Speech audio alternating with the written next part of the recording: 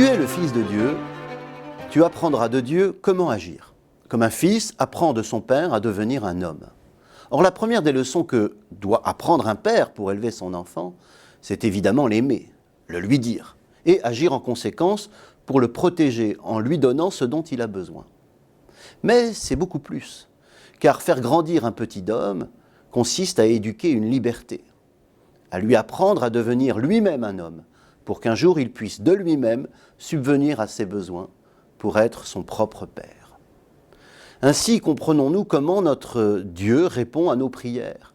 Sa providence prévient nos besoins, car il nous donne la vie, le mouvement et l'être. Il ne cesse de nous tenir dans l'être. Chacune de nos respirations, chaque seconde est l'œuvre en nous de son amour, comme l'air que l'on respire, Dieu en nous ne cesse d'agir. Pourtant, il veut pour nous la liberté, devenir fils et non esclave. Il veut nous associer à sa providence, devenir pour nous-mêmes et pour nos proches un père. D'abord, il nous demande de le prier, c'est-à-dire d'apprendre à désirer.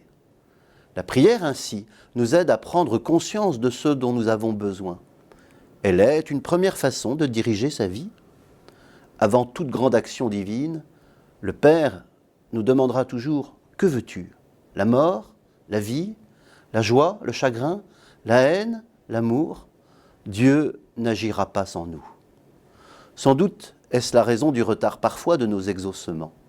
Car si Jésus multiplie par 2 fois les pains dans l'Évangile, le lendemain, il demandera toujours au boulanger de travailler son pain et aux hommes de le gagner par un travail bien mérité.